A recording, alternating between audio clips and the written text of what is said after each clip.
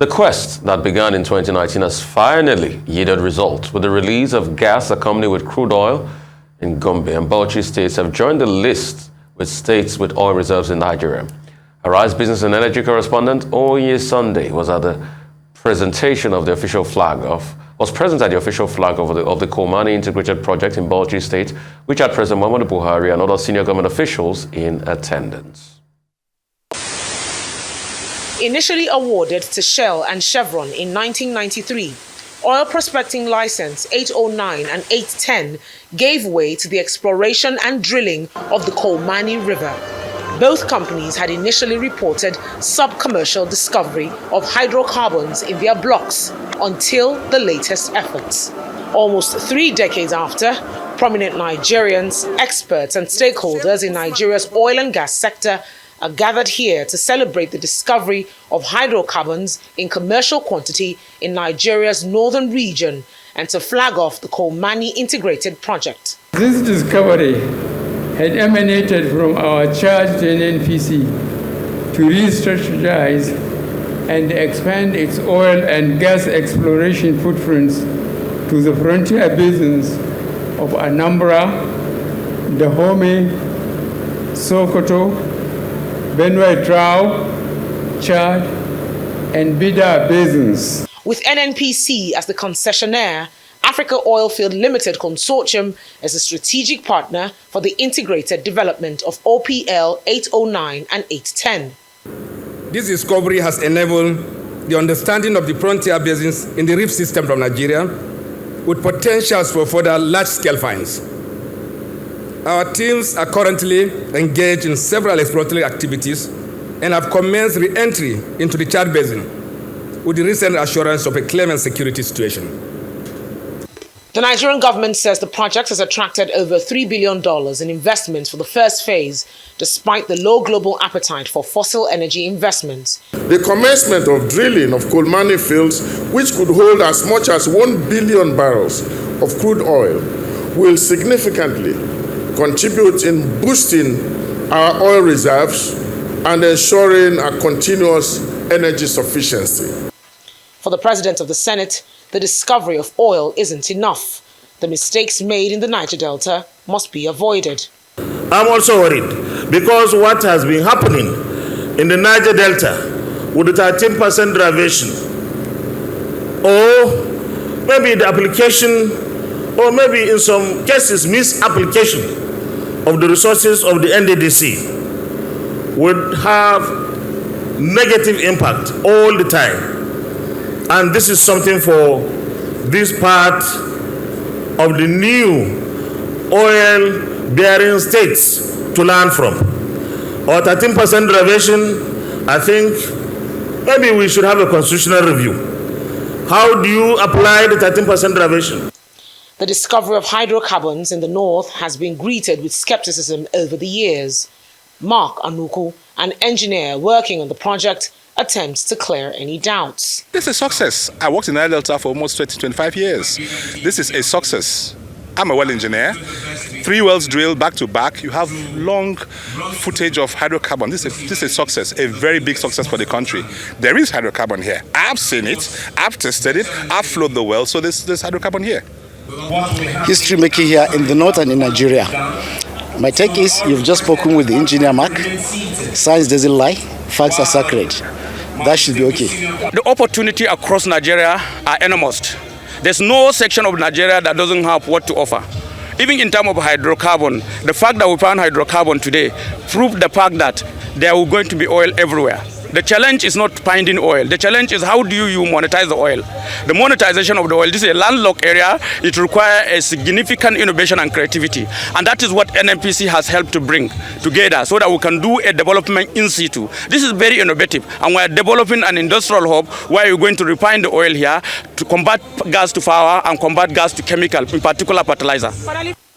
Situated in Nigeria's troubled northeastern region, the government is assuring operators of massive security and cooperation with the host communities. Being an integrated project, the first phase will include an oil refinery with the capacity to process 120,000 barrels of crude oil, a gas processing plant with 500 million standard cubic feet of gas capacity, a power plant with 300 megawatts capacity, and a fertilizer plant able to produce 2,500 tons of fertilizer.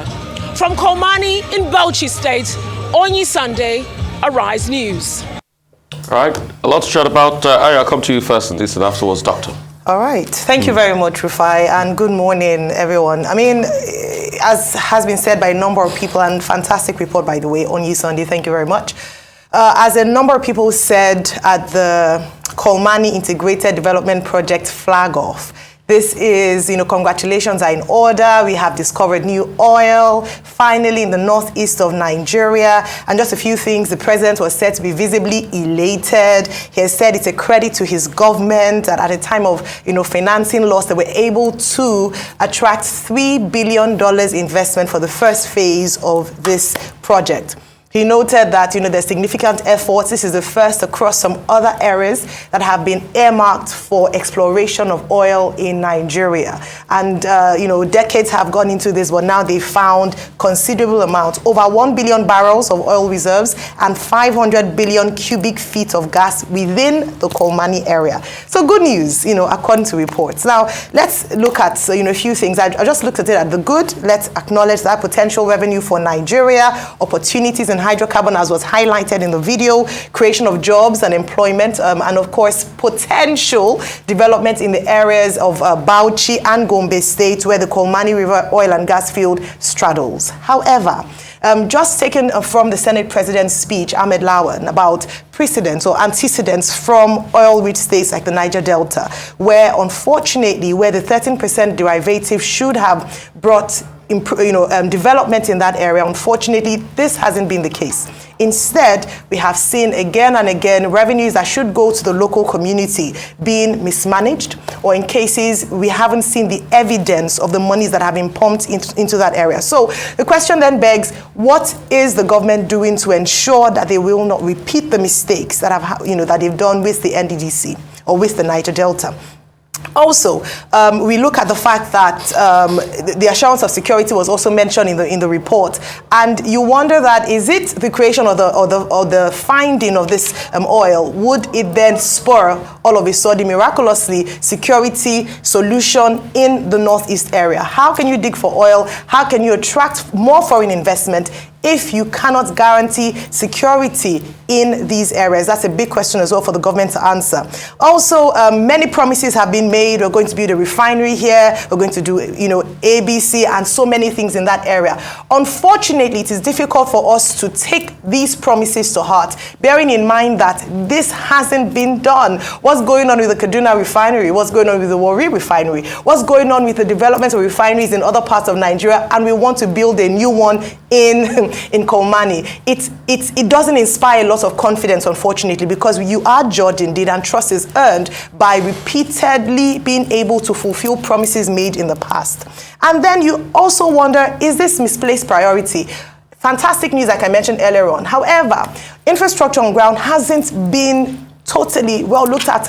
It is ironic that the president is in Kolmani, flagging off this wonderful initiative. And here in other parts of Nigeria, I'm sure as well in Bauchi and Gombe State, people are on the queues. We have a fuel scarcity. So we are not able to manage these things properly, and we are, celebrating the finding of oil. So, there's so many things around this that you begin to wonder, it's good news tainted with a lot of question marks? Another question I'd like to ask, I try to find out, maybe perhaps Rufai or Dr. Abati will be able to answer.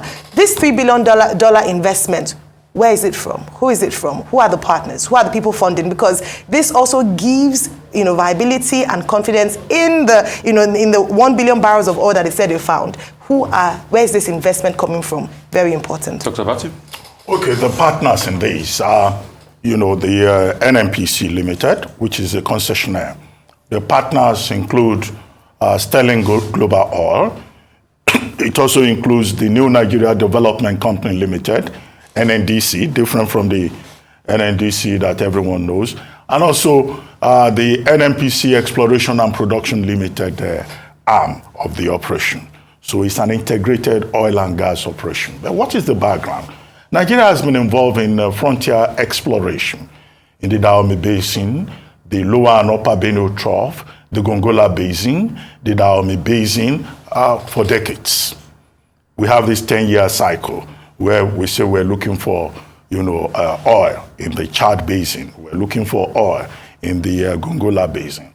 In fact, so established is this objective of the Nigerian government that the Petroleum Industry Act makes a provision for the funding of frontier exploration up to 30%. Now, to come to the present. Now, this particular field, Kolmani oil fields, 1, 2, 3, 4, was first assigned to Shell and Chevron in the 1990s under what was called OPL, Oil Prospecting License 809, and also OPL 810. And then, of course, there was the oil mining licenses 112 and 118. So on the surface of it, at that time, just to put it in context properly, Shell and Chevron, they couldn't discover oil in commercial quantities, so they pulled out. Now, a little over 10 years later, we're back to the Kolmani oil project, and the president yesterday kick-started it. On the surface of it, if you look at all the reports, if you look at all the details on paper, it looks like good news. One, we understand 200,000 barrels per day will be produced by the facility. We understand we have a reserve of 1 billion, oil reserves. We have 500 billion standard cubic feet of gas that we should be expecting. And then part of the integration will include a fertilizer plant. It will include a power plant that can produce up to 300 megawatts. And then, of course, you have the refinery, and you have all the, ancillary operations that will be involved. Yes, it will increase production in terms of, oil production in Nigeria, which is something that many have talked about. It will generate additional revenue, as the president pointed out in the presentation of the 2023 budget, being a major, albatross for Nigeria. Then, of course, it will also create opportunities, in terms of jobs, in terms of development of the communities and all of that. And that is the reason why there's so much excitement about this project. And you refer to the over $3 billion that was raised in terms of investment. The president in his speech specifically said that at a time when there is a lot of anxiety about fossil fuels, it is instructive to see that investors, have tried to show interest in this particular project. And that in itself says a lot, given the fact that there's so much talk at this time about energy transition. Okay? However, there are questions to be asked. And the questions are as follows. One, what are we talking about here? Are we talking about proven reserves or probable reserves? Because when Shell and Chevron went to these same fields and to the Chad Basin, they couldn't find oil in commercial quantities. Has it been established that we'll find oil this time around in commercial quantities? If we do, then of course, those who were skeptical that we can't find oil and gas resources in the north, in the northern part of the country, will have been proven wrong. A jinx that had been there for long will have been broken. And those theories, there are a set of intellectuals from the north who say that, in fact, the geology of oil and gas in Nigeria is that the oil and gas came from the north and settled in the Niger Delta. That's their own theory of sedimentology, with regard to oil resources in Nigeria. Then they too will have been proven right. But first, we have to expect that, all the oil find will be in commercial quantities. And then, of course, if that happens, we hope that the federal government of Nigeria and the partners involved have done what is called ESG, environmental social governance. Because that has been the major problem in the Niger Delta, the crisis of environmental social governance, carrying the people along, making sure that the interests of the communities, are addressed. Well, funding for frontier exploration is 30% under the PIA, is there a framework in place for monitoring all of this? Number three, we will also hope that NNPC and its partners will put in place the appropriate seismological and engineering structures to be able to make a success of it. Because in the past, some people raised the question that maybe there was an issue with the seismological and engineering aspects of the exploration. Maybe that was why, the find was not in commercial quantities as expected. The fourth thing is that, yes, it was important that the president mentioned energy transition. In terms of comparative advantage, what exactly are we looking for? Because as we say, we are exploring oil resources in the frontier basins. There's even the Anambra Basin. The Anambra Basin is part of the frontier basin. From Anambra all the way to Chad, you have those basins there, and across all the way to Dahomey. Now, what is a comparative advantage here? Because there are persons who have said, oh, instead of oil and gas exploration in the northern part of the country, is the government also looking at the comparative advantage of renewable energy, of solar energy, of other forms of energy, of hydro energy, resources of which are also abundant in the northern part of the country, and that you have greater certainty about, rather than, this 10-year cycle of frontier exploration that has not yielded any result. But in terms of expectations, in terms of the outlines that have been provided, in terms of the fact that Nigeria already has significant experience with oil and gas exploration, everything looks very good on paper.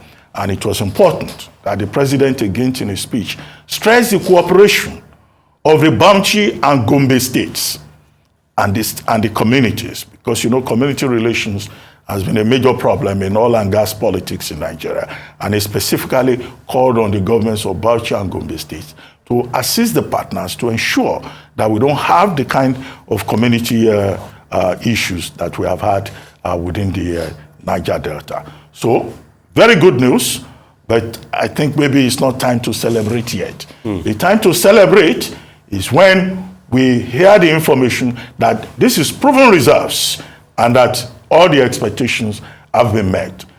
Nigeria, of course, is a very blessed country.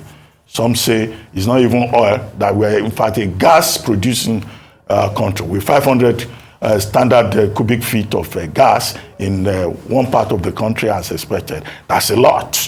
So Nigeria sits on wealth. The only missing link is how we manage that wealth. So one thing is certain, good one. Congratulations to President Muhammadu Buhari. This was struck under his administration. For those that like to do political watching, I'll give President Muhammadu Buhari applause on this. But let's drill down. Who are the partners? Sterling Global. Who is Sterling? Sansideri Brothers. Yeah, they can get some capital in. International business people, they've got biotech companies, got other things. Sterling is an offshoot of the Sansideri Group. Biotech, other businesses and the likes. Yes, they can get some capital injection in. Good one on the area. Good one on that area, but there's a strong possibility of the security implications, because anywhere oil goes, chaos goes. We have seen it everywhere. In fact, anywhere mineral resource goes, chaos goes. We've seen it everywhere with blood diamonds and the likes. And let's also forget the high insurgency activity in that belt. We can also juxtapose that with what happened in Mozambique recently, a certain area that Total was about putting in a big project. But the president said they will address that. How they will address that is a big question. What happens to the ecosystem? You talked about environmental governance. Yes, also environmental impact assessment. What happens to the flora and fauna content? And what will be paid over the years as regards that? That's a big question for NNPC and all the partners there. Going one step further, that place is landlocked. How are you going to export the oil? Through pipeline channelization? How much is it going to cost? That's another colossal amount of money. We're still dealing with how to sort out the AKG gas plant. Obviously, the initial 3 billion capital will not do. If you are to raise money in the international market, you're looking at way more billions, because you want to make the place an industrial complex. You're putting a power station in there. You're putting a refinery in there. You're putting probably I might add a petrochemical complex in there, because you also have to use the crude oil to turn it into petrochemical materials, just like LMS doing and all of that. That's a colossal investment. Are you going to bring in more partners that have done the petrochemical industry thing? Furthermore, what's going to be the impact on the relationship of the states? Yes, Gombe and Bauchi can say they're all happy now. Let revenue start to come in. That's when you know Bauchi and Gombe are not friends. You see how Rivers State and a couple of other states have fought over the so-called oil well. States are constantly in courts in this country. So it's when the revenue starts to come in that you'll see. It's a big find. If they say it's going to do 200,000 BPD per day, I think the last I hear that is doing over that, or that used to do that, was Agbame. And Agbame is about 250,000 barrels per day. So it's quite a big find. But the question is, how are you going to evacuate? What are you going to do with the gas? Are you going to flare the gas? We've not handled gas properly. When we keep saying Nigeria is a gas country, yes, it's a gas country on potential. It's just like you saying that, you have the capacity to be a brilliant student, but you don't study hard. You're not a brilliant student. So Nigeria is a gas country, potentially, but we failed to exploit gas. That's why we're flaring tons of gas. We can't have gas for local production. So I think we should even quit this work. This talk about Nigeria being a gas country. Since you can't exploit it, stop saying you're a gas country, except you get very good investment for it, and you start to work with it. That's it. So are we going to get good investments? The gas we've not been able to use properly all these years. Will this one in the north be the difference? That's another thing. How are we going to raise the capital investment? Anyway, I suppose that since you have groups like Sterling in there that obviously could raise capital there, they will bring in a lot of foreign capital. What's going to be like the revenue share? The NNPC needs to come back to us on that. What's going to be the agreement? Is it production sharing, or, what's going to be the contract like? Secondly, another thing I'd like to look at is, the long-term impacts on the revenue of this country and the sustainability of the future. Is this the way to go, really? A lot of people argue that, crude oil deposits and all of that, but is it sustainable? Are we going to use oil for the next 10, 50, 100 years? Some people will say yes, so it's a good find. But kudos, congratulations. It brings a lot of possibilities. I see thousands of jobs. I see cascading effect, millions of jobs. I see a new oil industry bursting in the north. I see a lot of possibilities, but I'm also very cautiously optimistic. And why I am cautiously optimistic is based on the antecedents of how we've always done things in Nigeria. But kudos, a big pass mark. Thank you very much, Rufai. Obviously, consensus here is that congratulations on the surface to the Federal Republic of Nigeria, especially President Muhammadu Buhari, under whose administration this has happened.